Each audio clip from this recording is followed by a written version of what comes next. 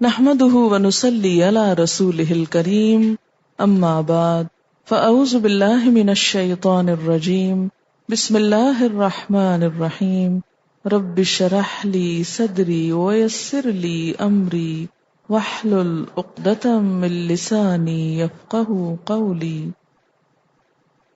قال القها يا موسى، کہا اس کو پھینک دو، قلم پھینک دو. اتنے فائدے بتائے اور کہا پھینک دو اس کو. اتنی لمبی تشریح کی، اتنے کام کی چیز. وَلِيَ فِيهَا مَعَارِبُ أُخْرَى، بہت سے فائدے ہیں اس میں میرے. ٹھیک ہے فائدے ہیں، اسے پھینک دو. قال القها یا موسیٰ. امتحان نہیں ہے، امتحان ہے نا کہ ایک شخص کہے یہ میرے بڑے کام کی چیز ہے، اللہ تعالیٰ کہے چھوڑ دو. ہم کیا کریں گے؟ ہم کہیں گے کیوں، کس لیے، کیا؟ کئی سوال کر لیں گے اس وقت. انہوں نے کوئی سوال نہیں کیا، اور بغیر سوال کیے کون حکم مانتا ہے؟ جسے اللہ سے محبت ہو. یہ دو رویے ہوتے ہیں. ایک رویہ کیا ہوتا ہے؟ کوئی کام کہے تو آگے سے حجتیں کی جائیں، اور دوسرا کیا؟ سمعنا اطعنا، آپ نے کہا ہم نے کر لیا. فَأَلْقَاهَا، پھینک دیا اس کو. ابھی فائدے بتائے جا رہے تھے اور کہا میں اس سے سہارا لیتا ہوں، ابھی پھینک دیا اس کو. جب اللہ کا حکم آ جائے تو بڑی سے بڑی فائدے کی چیز، بڑے سے بڑے کام کی چیز، عزیز ترین چیز، حکم آئے کہ پھینک دو، بس پھینک دی گئی. قربانی صرف وہ کر سکتا ہے جس کے دل میں اللہ کی محبت ہو. ایک ہوتا ہے عقل کے ساتھ اور فائدے اور نقصان کو دیکھ کر دین کی طرف بڑھنا، اور ایک ہے حضرت ابراہیم علیہ السلام کی طرح بڑھنا، کود پڑنا. کود پڑا آتش نمرود میں عشق. ہمارا کام ہے کود پڑنا، بچائے گا وہ خود ہی. فَأَلْقَاهَا، اس نے پھینک دیا اس کو. فَإِذَا هِيَ حَيَّةٌ تَسْعَىٰ، تو یکا یک وہ ایک سانپ تھی جو دوڑ رہا تھا. اور ڈر گئے. بعض اوقات ایسے ہی ہوتا ہے نا، ہم اللہ کا حکم سمجھ کر ایک چیز چھوڑ دیتے ہیں، جب چھوڑتے ہیں تو ایک اور مصیبت سامنے آ جاتی ہے. پھر ہم کیا کرتے ہیں؟ ہم پچھتانے لگتے ہیں. پھر ہم کہتے ہیں چلو واپس پلٹتے ہیں، کیا فائدہ ہوا چھوڑ کے، یہ تو اور پھنس گئی میں. اب یہ دیکھیں امتحان پہ امتحان ہے، لیکن وہ بالکل ریلیکسڈ. یہ ریلیکسیشن کس کو نصیب ہوتی؟ جس کو اللہ کی ذات پہ پورا بھروسہ ہو، اطمینان، اعتماد. وہ ضائع نہیں کرے گا مجھ کو. اس کی خاطر کچھ چھوڑنا کبھی نقصان کا سبب نہیں، فائدہ ہی فائدہ ہے. اگرچہ بظاہر نقصان نظر آ رہا ہو، کوئی نقصان نہیں. اس کے ساتھ سودا کر کے بھی کبھی نقصان ہو سکتا ہے، ہرگز نہیں. لیکن یہ بات ہر ایک کو نہیں سمجھ میں آتی. عام طور پر ہم کیا سمجھتے ہیں کہ جو ظاہر میں ہے، سامنے ہے، بس یہی فائدے کی چیز ہے. قال خذھا، کہا پکڑ لو اس کو. ایک اور امتحان، سانپ کو پکڑ لو. اب یہ دیکھیں نا، یہ موڑ اور خم دیکھیے. فائدے کی چیز ہے، پھینک دو. پھینکی تو سانپ بن گئی. کہا اب پکڑ لو. اب ان کو تو نہیں پتا تھا یہ کیا ہو رہا ہے. ان کو پہلے کچھ تفسیر کی تھی کہ اب میں یہ تمہیں کہوں گا، پھر یہ ہوگا، پھر وہ ہوگا. ان کے لیے تو سب کچھ نیا تھا. لیکن وہ سب کچھ وہ کرتے چلے جا رہے ہیں جو اللہ تعالیٰ کہتے چلے جا رہے ہیں. کیوں؟ اس لیے کہ ان کو پورا اعتماد ہے، میرا رب مجھے رسوا نہ کرے گا، میرا رب مجھ کو کوئی نقصان نہ دے گا. الٹیمیٹلی اس میں فائدہ ہی فائدہ ہے. یہ اللہ کا ایک امتحان ہی سمجھے. قال خذھا ولا تخف، اب تسلی بھی آ جاتی. سنعیدھا سیرتھا الاولی، ہم اس کو اس کی پہلی حالت پہ لے آئیں گے. سیرت کہتے ہیں حالت کو.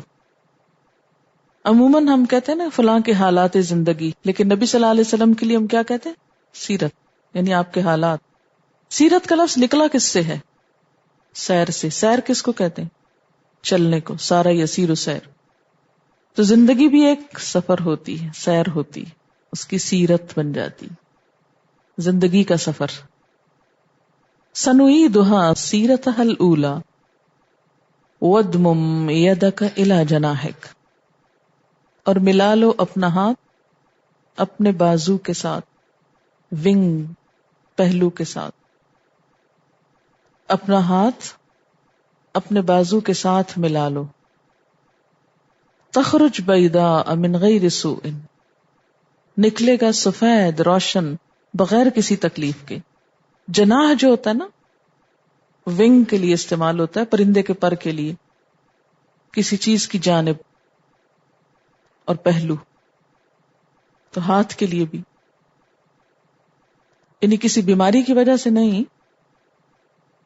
جب تم ہاتھ نکالو گے، یعنی پہلے کیا کرو، ساتھ ملا لو، پھر جب نکالو گے تو ہاتھ چمکتا ہوا نظر آئے گا. آیتن اخرى، ایک دوسری نشانی. یہ سب کیا ہے؟ لنریک من آیاتنا الکبریٰ، کہ ہم تجھے اپنی بڑی نشانیاں دکھانے والے ہیں. اذهب، اور لا تخف کیا ہے؟ مجرد ہے کہ مزید ہے؟ دونوں ہی مجرد سے ہیں، یعنی ایک اذهب ہے اور دوسرا لا تخف، قریب قریب لکھے ہوئے نا، ایک نہیں ہے ایک امر ہے. تو اذهب کیا ہے؟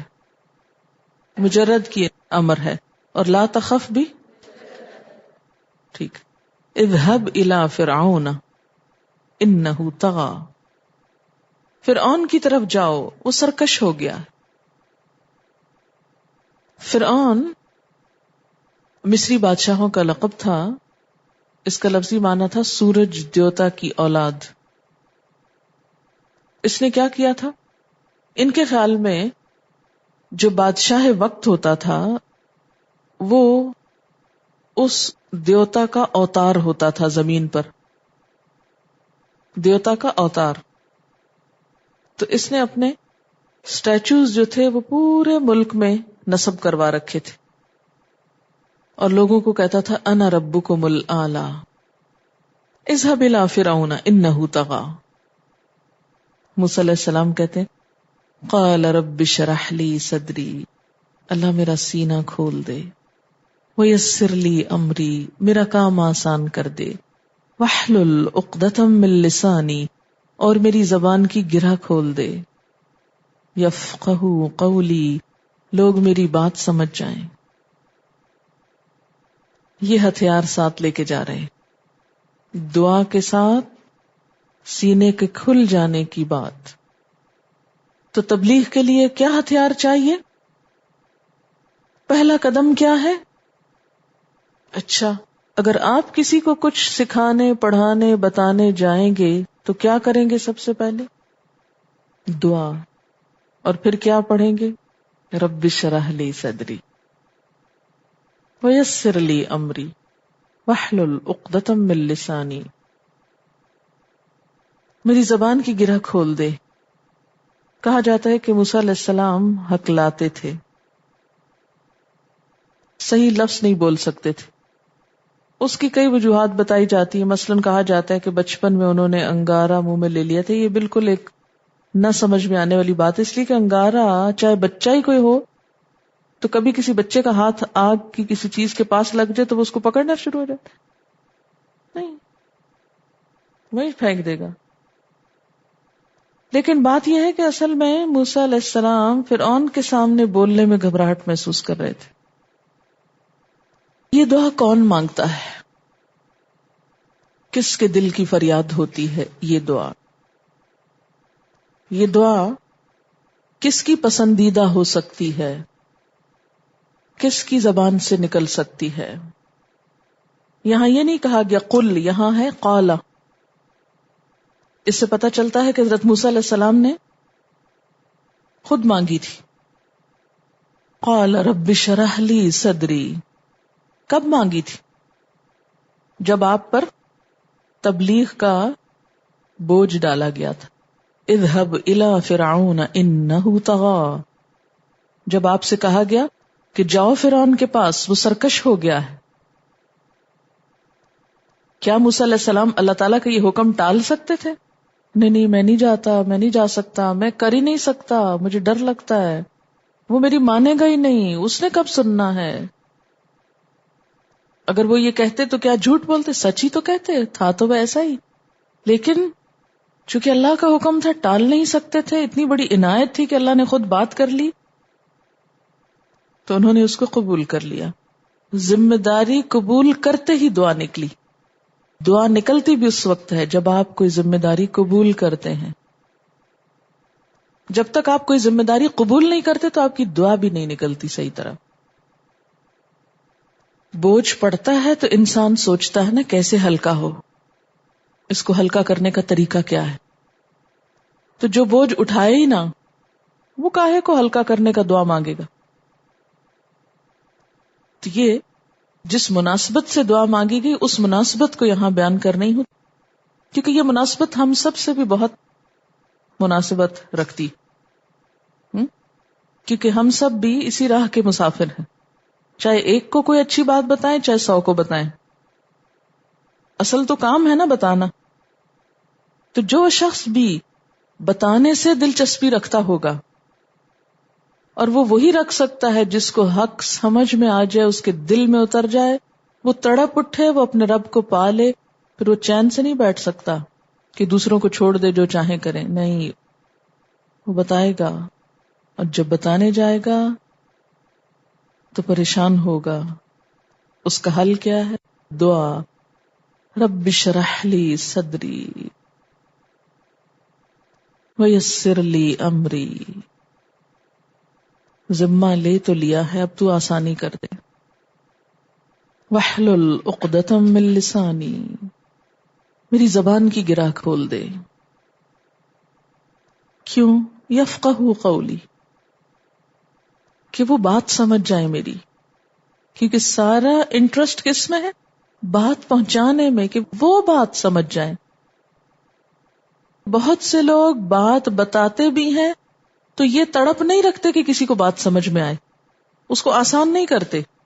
ان کو ساری فکر کس بات کی ہوتی کہ ہم کیسے لگ رہے ہیں، ایکسپریشن کیسے، الفاظ کیسے، سٹائل کیسا ہے.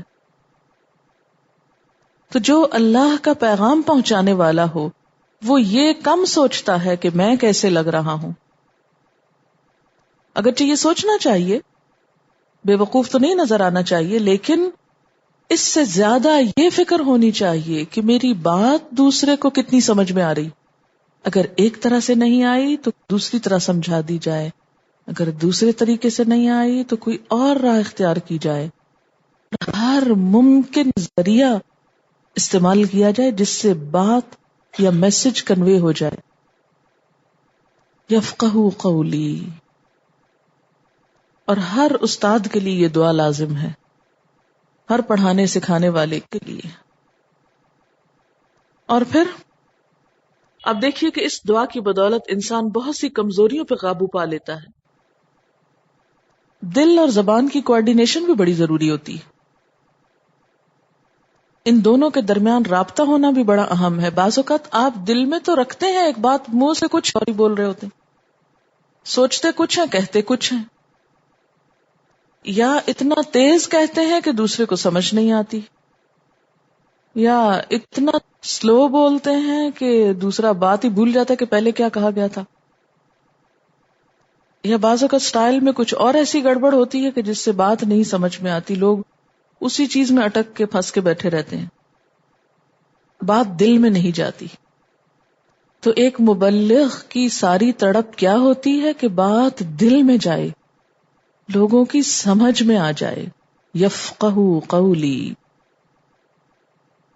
اور پھر یفقہوا مجمع کی طرف اشارہ ہو رہا ہے نا انڈائریکٹلی، کہ مجمع میں بات کر سکوں. بعض اوقات بعض لوگ انفرادی گفتگو کے بہت ماہر ہوتے ہیں، انڈیویجولی آپ ان سے بات کریں تو آپ ان کی بات سنتے رہ جائیں، لیکن جو ہی وہ پبلک سپیکنگ پہ آتے ہیں تو ان کا ٹیمپو ٹوٹ جاتا ہے اور وہ کچھ سے کچھ کر جاتے ہیں، بات کر ہی نہیں پاتے. اور مجمع کی ایک خاص گھبراہٹ ہوتی، لوگوں کو دیکھ کر ایک خاص فوبیا ہوتا ہے کچھ لوگوں کو. کہ بہت کچھ جانتے ہوتے ہیں، معلوم ہوتا ہے، لیکن کچھ انداز میں کمی ہوتی ہے، کچھ لوگوں کا خوف ہوتا ہے کہ بات ہو نہیں پاتی، یعنی بات بن کے نہیں دیتی. یعنی اللہ نے ٹیلنٹ بھی دیا، علم بھی دیا، گفتگو کا انداز بھی خوبصورت دیا، لیکن وہ کنیکشن نہیں جڑ رہا کہ مجمع میں بات کی جا سکے. اور پھر صرف انسانوں کی بھیڑ میں نہیں، خصوصاً فرعون کے دربار جیسے مجمع میں، کیونکہ یہ فرعون کی طرف جا رہے ہیں نا، اور فرعون بادشاہ تھا وقت کا، اور یفقہو سے مراد کیا ہے؟ اس کے سارے حواری درباری.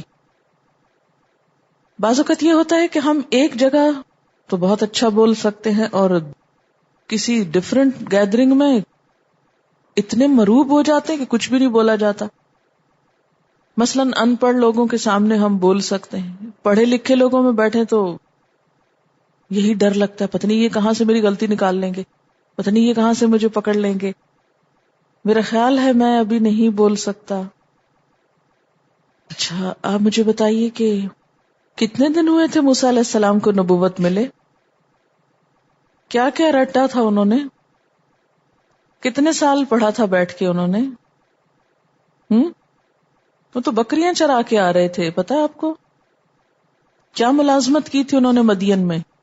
یہ مدین سے واپسی پہ ہو رہا ہے یہ سب کچھ. کتنی زبردست قسم کی صبر اور تحمل کی ٹریننگ تھی، جفاکشی تھی، کیونکہ بکریوں کو سیدھے رستے پہ لگانا اور انہیں ڈسپلن سکھانا اور انہیں بھٹکنے سے بچانا اور بھیڑیوں سے محفوظ رکھنا، یہ ایک مکمل تربیت تھی. انسانوں کی تربیت سے پہلے تربیت دینے والے کی تربیت ہو رہی تھی، کس سے؟ بکریاں چروا کے. اکثر پیغمبروں کو پیغمبری سے پہلے یہ تربیت دلائی گئی، کیونکہ انسان تو پھر بھی عقل رکھتے نا، جانور تو عقل ہی نہیں رکھتے، ان کو سکھانا بسا اوقات اور مشکل ہو جاتا ہے. تو اب واپس آئے ہیں، اپنے ہی خیال میں جا رہے ہیں اپنے گھر والوں کے ساتھ کہ اچانک آگ نظر آتی ہے، وہاں جا کے اللہ تعالیٰ سے گفتگو ہوتی ہے اور کچھ میسج ملتا ہے، بہت لمبی چوڑی. ابھی کتاب نہیں ملی، یاد ہے آپ کو؟ ابھی نہیں کتاب ملی. کتاب کب ملی تھی؟ جب سمندر پار کر کے صحرا میں پہنچے تھے، پھر کتاب ملی تھی. اسی سورۃ طٰہٰ میں ہی وہ قصہ بھی آئے گا کتاب ملنے کا. ابھی کتنا سا علم ملا تھا؟ تھوڑا سا، بس بیسکس. اور کیا کہا؟ جائیے اور یہی سکھا دیجئے. تو اس سے کیا پتا چلتا ہے کہ ہر انسان پہ اتنی ہی بات پہنچانے کی ذمہ داری ہے جتنا اس کے پاس علم ہے. جیسا کہ نبی صلی اللہ علیہ وسلم نے فرمایا، بلغوا عنی ولو آیہ، پہنچاؤ مجھ سے آگے خواہ ایک آیت ہی کیوں نہ ہو. کیونکہ ہر شخص کے بس میں نہیں کہ وہ کئی سال تک عالم بننے میں لگائے، اور پھر اس طرح ماسز جاہل رہ جاتے ہیں، جیسا کہ ہوا ہمارے ہاں. یعنی جو اکثریت لوگوں کی ہے وہ پھر علم سے بالکل نابلد رہ جاتی. مثلاً اگر آپ کو نماز صحیح پڑھنی آتی ہے تو آپ اس کو نماز پڑھنا صحیح سکھا دیجیے جس کو نہیں آتی. لیکن ایسا نہیں ہوا، اس لیے ہمارے بہت سے پڑھے لکھوں کو نماز پڑھنی نہیں آتی، صحیح طریقہ نہیں جانتے. آپ دیکھیے کہ پہلے یہ کام نانی دادی جو ایک جماعت نہیں پڑھی ہوتی تھی وہ یہ سب کام کر لیتی تھی بہت اچھی طرح. ان کا علم بس اتنا ہی ہوتا تھا اور وہ اپنے بچوں کو یہ سب کچھ دے دیتی تھی. تو یہاں سے یہ بات بھی پتہ چلتی ہے کہ ہر علاقے، ماحول، انسان کی ضروریات مختلف ہوتی. جیسے ایک ہاسپٹل میں اسپیشلسٹ بھی ہوتے ہیں، عام ڈاکٹرز بھی ہوتے ہیں اور پیرامیڈیکل سٹاف بھی ہوتا ہے، اور اس کے علاوہ کچھ کلریکل سٹاف بھی ہوتا ہے. اگر ہر شخص سرجن بن جائے تو جو کام پیرامیڈیکل سٹاف کرتا ہے وہ کون کرے گا؟ اور اس کی اپنی ضرورت ہے. کیا آپ اس ضرورت سے انکار کر سکتے ہیں؟ نہیں، اس کی اپنی ضرورت ہے. اللہ تعالیٰ نے انسانوں کو مختلف طریقے پر پیدا کیا ہے، لیکن ایک آپریشن کب ہوتا ہے؟ جب ساری ٹیم مل کے کام کرتی. صرف ایک سرجن کے ہونے سے آپریشن نہیں ہوتا، اگرچہ مین کردار وہی ادا کر رہا ہوتا ہے. تو دین کے کام میں بھی ایک ٹیم ورک کی ضرورت ہوتی ہے کہ ایک شخص بنیادی کام کر رہا ہوتا ہے اور باقی سب اس کے ساتھ مددگار ہوتے ہیں. اور ہر شخص اس بات کا مکلف بھی نہیں کہ 20 سال اپنی زندگی کے وہ علم حاصل کرنے میں لگا دے. اور ایک شخص جو محنت سے ایک لمبا وقت طے کرتا ہے، جیسے امام مالک نے کہا کہ وہ علم جو میں نے 40 سال میں حاصل کیا تم نے 40 دن میں لے لیا. جب ان کی کتاب کمپائل ہو گئی تو پھر وہ آگے کیا کرتے تھے, کتاب پڑھاتے تھے اپنی موطا. اور بعض لوگ آتے تھے ان کے پاس, طالب علم 40 دن ٹھہرتے, کتاب کے سبق مکمل ہوتے اور آگے چلے جاتے کسی اور عالم کے پاس کوئی اور کتاب پڑھنے.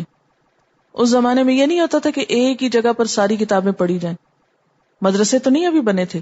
ایک عالم ایک چیز کا ماہر ہوتا, قافلے آتے رکتے, وہ لیتے علم, وہاں سے نکلتے کہیں اور جاتے, وہاں سے دوسری کتاب پڑھتے, آگے جاتے ایک تیسری پڑھتے, اور یوں شہد کی مکھی کی طرح جگہ جگہ جگہ سے علم حاصل کر کے پھر خود عالم بن جاتے, پھر لوگ ان کے پاس آنے لگتے.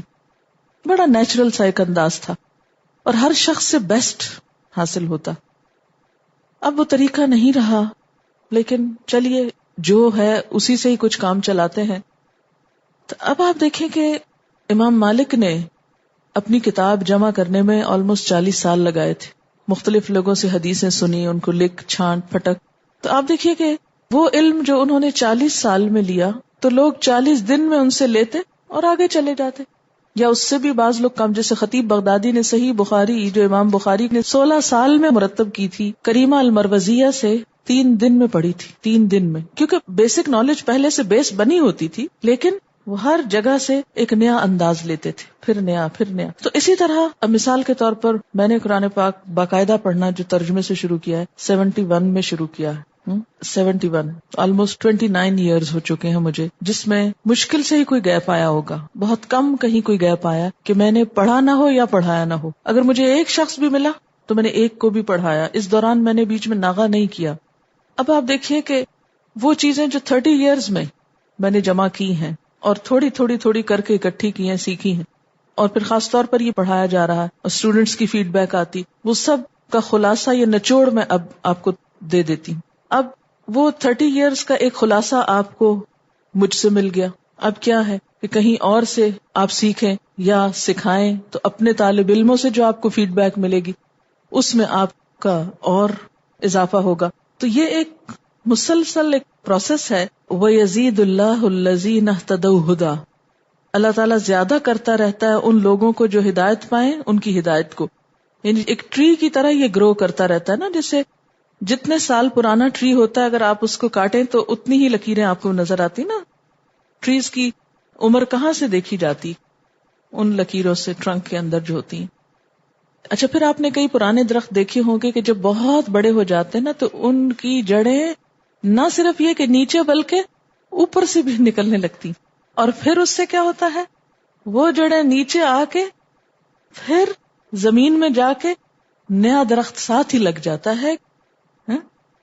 اگر پرانے درختوں کو کبھی غور سے آپ دیکھیں, یعنی پھر وہ اتنا یوزفل ہو جاتا ہے کہ اس کی جڑیں نہ صرف یہ کہ نیچے بلکہ اوپر سے بھی, اور اس کا سائز بھی, اور اس کی جو عظمت ہے اور اس کی جو خوبصورتی ہے, اور اس کی, کیونکہ ایسے درخت 1-2 دن میں نہیں لگتے, سالوں میں لگتے ہیں, تو وہ دوسروں کے لیے زیادہ میکسیمم فائدے کا سبب بنتا ہے, کیونکہ جتنا بڑا درخت ہوگا اتنے ہی زیادہ پتے ہوں گے نا, اتنا ہی زیادہ پھل آئے گا اگر پھل والا ہے مثلا.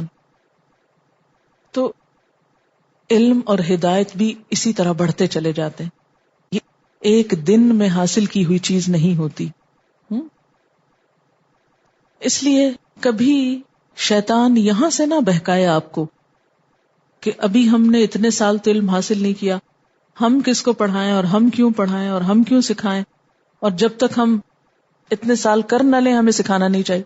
تو آپ دیکھیے کہ اگر میں یہ 30 سال صرف خاموش بیٹھی رہتی کہ نہیں ابھی مجھے کسی کو کچھ نہیں بتانا کیونکہ میں ابھی اس قابل نہیں ہوئی, تو آج بتا نہ سکتی. پہلے جب چھوٹا پودا ہوتا ہے نا تو اس پہ بوجھ نہیں ڈالا جا سکتا, اس کو تھوڑا سا فائدہ ہوتا ہے, اس کی اپنی ایک خوبصورتی ہوتی ہے نا, چھوٹے چھوٹے جو گراس ہوتی ہے, چھوٹی چھوٹی کمپلیں نکلی بھی ہوتی ہیں, یہ چھوٹے سائز کے درخت ہوتے ہیں, ان کا اپنا ایک حسن ہوتا ہے. پھر وہ جو بڑے ہوتے جاتے ہیں وہ بوجھ اپنا بھی اٹھاتے جاتے ہیں اور دوسروں کا بھی اٹھاتے جاتے. اسی طرح جب انسان علم کے میدان میں آگے بڑھتا جاتا ہے, پہلے انسان 1-2 کو سکھاتا ہے, پھر اس سے آگے, پھر اس سے آگے, پھر اس سے آگے, پھر ہزاروں کے مجمع میں بیٹھ کے بھی نہ ڈر لگتا, نہ گھبراہٹ ہوتی ہے, نہ کوئی پریشانی ہوتی ہے, کیونکہ وہ عادی ہو گیا انسان. اب یہاں پر آپ دیکھیے کہ موسیٰ علیہ السلام کو تھوڑا سا ابھی علم ملا ہے اور کہا جا رہا ہے آپ جائیے فرعون کے پاس اور بتائیے اس کو. نہ نہیں کرتے، دعا مانگتے ہیں. جب کبھی پڑھاتے ہوئے میں آپ سے کہوں نا کہ بتائیے دوسروں کو، تو دل میں نہ لایا کیجیے، دعا مانگا کیجیے کہ اللہ توفیق دے. بعض اوقات ہم کیا کرتے، فوراً دل میں کہتے نہیں ہم تو اس قابل نہیں، ہم تو ساری زندگی نہیں کر سکتے. کیوں ایسا ہوتا ہے؟ تو وہ مشکل تو ہے کہ آپ ابھی اس لیول پہ کریں یا اتنا سٹیمنا ہو یا اتنے گھنٹے بول سکیں آپ، کیونکہ آہستہ آہستہ یہ چیزیں بڑھتی ہیں.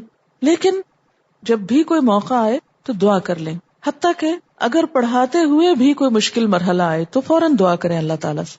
بعض اوقات ایسا ہوا کہ جیسے مجھے انڈیویجلی کسی کو بات بتانی پڑی، کسی نے مجھ سے کچھ پوچھا، تو میں فوراً اللہ تعالیٰ سے دعا کرتی کہ اللہ تعالیٰ حق بات کی توفیق دے اور صحیح جواب دینے کی توفیق دے. کیونکہ ایسا ہوتا ہے نا، جب کوئی بعض اوقات سوال کرتا ہے، آپ کو آتا بھی ہوتا ہے، فوری طور پہ بلینک ہو جاتے ہیں آپ کہتے اوہ ہمیں تو بھول ہی کہ وہ تھا تو صحیح، کو پتہ نہیں کیا تھا. فوراً دعا مانگے. جتنا آپ کے اندر یہ یقین آئے گا کہ یہ اللہ کی توفیق سے ہے، یہ اللہ تعالیٰ کر رہا ہے، اتنا اثر بڑھتا جائے گا بات میں. اور جتنا یہ خیال آئے گا کہ یہ میرا کمال ہے اور یہ میری ذہانت ہے اور یہ میری عقل مندی ہے اور یہ میرا کام ہے، اتنا ہی اثر کھو دیں گے آپ. کیونکہ جو اللہ کا کام ہوتا ہے نا، وہ اللہ کی توفیق سے ہوتا ہے، اللہ کی تائید سے ہوتا ہے. اور جس کو اللہ کی تائید حاصل ہو جائے، پھر اسے کوئی شکست نہیں دے سکتا، پھر اس کا کوئی کچھ نہیں بگاڑ سکتا. لیکن یہ تائید جبھی ہوگی جب اللہ کے لیے ہوگی. اس لیے سب سے زیادہ جس چیز کو چیک کرتے رہنے کی ضرورت ہے وہ اپنی نیت ہے، کیوں کر رہے ہیں یہ کام. تو دعا مانگتے ہیں یفقہوا قولی، اللہ یہ سارے میری بات سمجھ جائیں. اس دعا میں 2 لفظوں کا معنی کھل جانا ہے، ایک حلہ کا اور ایک اشرح کا. فرق کیا ہے؟ اے اللہ کھول دے سینہ میرا، اور پھر آگے کیا کہتے ہیں، وَاحْلُلْ عُقْدَةً مِّن لِّسَانِي، میری زبان کی گرہ کھول دے.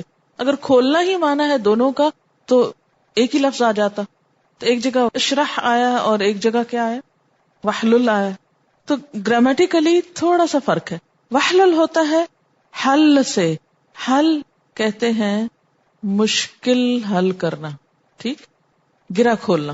آپ کہتے نہیں یہ سوال حل کر دو، کیا معنی ہوتا ہے اس کا، یہ سوال حل کرو، اس مسئلے کو آسان کرو، حل کرو، گرہ کھولو، اس کی گنجلک ہو گیا. اور شرح کا مطلب ہوتا ہے مشکل کلام کو آسان کرنا، اس کو کھولنا، اس کی تفسیر کرنا، اس کی وضاحت کرنا. تشریح نہیں کہتے، تشریح کرو.